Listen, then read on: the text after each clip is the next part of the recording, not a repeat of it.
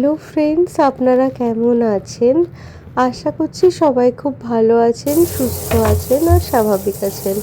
তো আজকের ব্লগটা এখান থেকেই শুরু করছি। আজকে সারাদিনে একটুও ক্যামেরা অন করা হয়নি। এখন ঘড়িতে প্রায় রাত 10:30 মতো বাজে। সারাদিন এখন এত কাজের চাপ ছিল যে আর ক্যামেরা অন করতে পারিনি।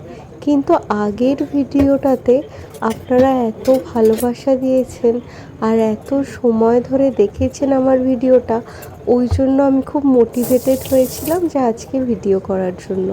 অ্যাকচুয়ালি আমি জেনারেলি রাত্রের দিকে ভিডিও করি না, কারণ আমার রান্নাঘরে পর্যাপ্ত আলো যেহেতু নেই, আর ওই জন্য আর কি ভিডিওর কোয়ালিটি বা ভিডিওটা অতটা ভালো লাগে না দেখতে। কিন্তু আগের ভিডিওটাতে আপনাদের এত ভালোবাসা পেয়ে আমি আজকে ভিডিও করছি। তো আজকে যেটা করব সেটা হচ্ছিল বেগুন পোড়া। বেগুন পোড়া করার জন্য দুটো বেগুন নিয়ে নিয়েছি। আজকে রাতে বেগুন পোড়া আর রুটি, দুটো বেগুনকে ভালো করে তেল মাখিয়ে নিয়েছি যাতে কিনা জ্বলে না যায়। এরপরে একটা ওই রুটি সেকার যে স্ট্যান্ডগুলো হয় না, ওই স্ট্যান্ডের মধ্যে বেগুন দুটোকে বসিয়ে এবার গ্যাসের মধ্যে দিয়েছি পোড়ানোর জন্য। এটা প্রায় অনেকক্ষণ লেগেছিল পোড়াতে, কিন্তু যেহেতু অতক্ষণ দেখতে আপনাদেরও ভাল লাগবে না, ওই জন্য আমি ওটার স্পিড বাড়িয়ে দিয়েছি। আর তার সাথে একটা ছোট টমেটোকেও ওই তেল মাখিয়ে গ্যাসের ওপরে দিয়ে দিয়েছি। এরপর এটাকে ভালো করে পোড়াবো।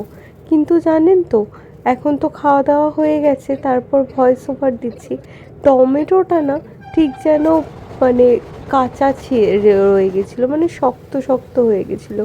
ওই পুরে ওই নরম ওই ব্যাপারটা হয়নি।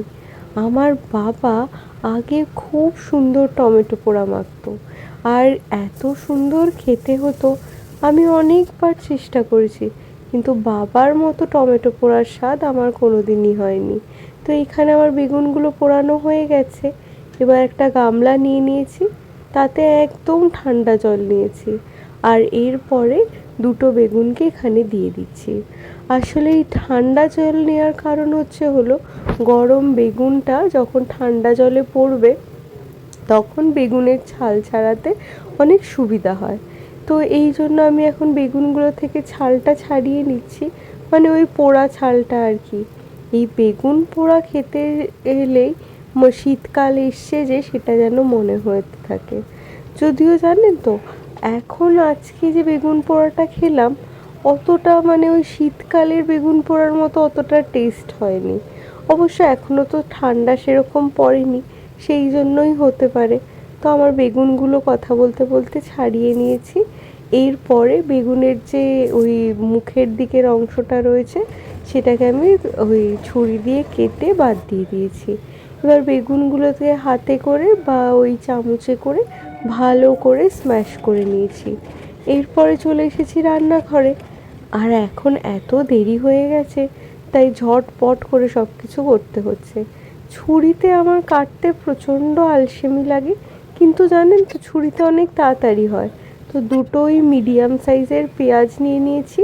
এখন পেঁয়াজগুলোর ওই ছোকলা ছাড়িয়ে ভালো করে কুচিয়ে নিচ্ছি। আর একটা মিডিয়াম সাইজের রসুন নিয়ে নিয়েছি, আর একটু লঙ্কা দেবো, এই দেবো আর কি। বাটা সেরকম কিছু দেওয়ার ইচ্ছে ছিল না, কিন্তু রসুন কুড়োতে এত আমার আলসেমি লাগছিল, তাই 2-3টে মতো রসুন আমি কুচিয়ে দিয়েছি, আর বাকি সমস্তটাই রসুন আমি মিক্সিতে পেস্ট করে দিয়ে দিয়েছি। এতে সময়টাও কিছুটা বাঁচলো। আসলে আজকে রাত্রে বেগুন পোড়া করার কোনো প্ল্যান ছিল না, তাই মাসিকে দিয়ে সবজিও কাটানো হয়নি। আর এই হুট করে প্ল্যান হলে এই হয় একটা সমস্যা, তখন আর কি নিজেকেই আর কি সব কেটে বেটে রান্না করতে হয়। আজকে রাতে কথা ছিল বাঁধাকপি করার, কিন্তু বাঁধাকপি আজকে আর করতে ইচ্ছা হলো না, কাজেরও চাপ ছিল। তাই ভাবলাম বেগুন পোড়াই করি, আর দুটো বেগুনও ছিল ঘরে। তো ওই জন্য আর কি এখানে রসুনগুলোকে ছাড়িয়ে নিচ্ছি। আর এত সময় লাগে না রসুন ছাড়াতে, কি বলবো। তাও তো এখানে ভিডিও স্পিড বাড়িয়ে দিয়েছি, না হলে অনেকক্ষণ লেগেছিল আমার রসুন ছাড়াতে। তো আমি আর একা একা রসুন ছাড়াতে ইচ্ছে করছিল না, তাই জন্য ওকে ডাকলাম, বললাম যে তুমি একটু হেল্প করে দাও, তাহলে এই রসুন কটা ছাড়াতে একটু তাড়াতাড়ি হয়ে যাবে। তো এখনও ওরও অফিস চলছে, ওকেও বলা যায় না, কারণ ও বাজার দোকান করে সে এখন অফিস করতে বসেছে। আর যাই হোক, ইনকাম বা কাজের জায়গা তো আলাদা, প্রায়োরিটি তো থাকেই। তো ওকে বলাতে ও একটু সময় বের করে এসেছিল, এসে এখন ওই রসুনগুলোকেই আর কি ছাড়িয়ে দিচ্ছে। আর দুজনে মিলে করাতে না চট করে যেন ছাড়ানো হয়ে গেল। তো এরপরে এই রসুনগুলোকে আর কুচি করব না, এইগুলোকে বেটে দেবো। আর এসেও বেশ আমার হাতাহাতি কিছু কাজও করে দেয়। এখানে এসে ওই যেই ওই গুলো ছিল সেগুলো বের করে দিল। আর আমি মিক্সিতে চট করে রসুনটা একটু ঘুরিয়ে নিয়েছি। আর সেরকম কিছু দেবো না। ঘরে একটু ধনেপাতা ছিল, আমি যদিও ধনেপাতাটা কেটেই রেখে দিই, তাহলে ওই পচে না আর কি। তো ওই ধনেপাতাটাই এখন আর কি কুচিয়ে দিয়ে দিচ্ছি। আর এখানে আর কি ছিল হলো ওই লঙ্কা। আর জানেন তো, এর আগে আমি একবার বাজার থেকে ধনেপাতা কিনেছিলাম, আর সেই ধনেপাতাতে এত বালি ছিল যে কি বলবো, হাজারবার ধুয়েও যেন সে বালি আর গেল না। যেই রান্নাতে দিয়েছিলাম সেই রান্নাটা পর্যন্ত বালি কিরকিরে হয়ে গেছিলো। কিন্তু অনলাইন থেকে সুইগি বা ব্লিঙ্কিট থেকে ধনেপাতা কিনলে দামটা একটু বেশিই পড়ে, কিন্তু ধনেপাতাটা খুব ভালো দেয়, কোনো বালি ফালি থাকে না, আর পুরো ফ্রেশ থাকে। ওটাই তো দরকার হয়। ওই জন্য আমি তারপর থেকে ধনেপাতা কিনলে অনলাইনে ব্লিঙ্কিট বা সুইগি, ইনস্টামার্টেই অর্ডার দিয়ে দিই। তো এখানে আমার ওই মাখাটা হয়ে গেছে। কিন্তু জানেন তো, টমেটোটা একটু কাঁচা কাঁচা ছিল, না হলে গ্যাসে দেওয়ার আমার আজকে খুব একটা ইচ্ছে ছিল না।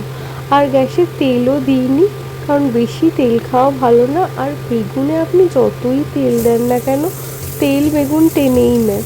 ওই জন্য আমি আর তেল দিইনি, এটাকে গ্যাসের মধ্যেই বসিয়ে দিয়েছি। এবার বেগুনটাও একটু সেদ্ধ হলে বেগুন থেকেও জল ছাড়বে, আর টমেটোটাও তো সেদ্ধ হয়নি, টমেটোটা থেকেও জল ছাড়বে।